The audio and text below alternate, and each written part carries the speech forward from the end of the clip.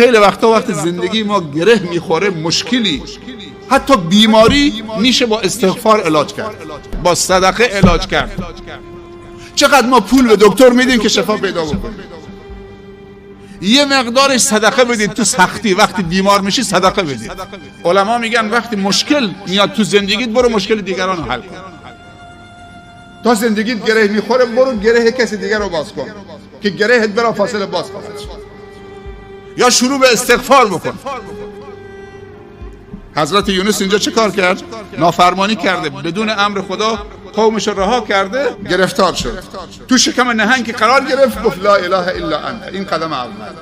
سبحانک، قدم دوم، اینی کنت من الظالمین، اعتراف به تقصیر. دیگه خداوند به نهنگ گفت بیا بالا، برو به طرف ساحل. دیگه خداوند خودش تحویلش گرفت، بنده شد. خداوند اینطوریه با بندگانش.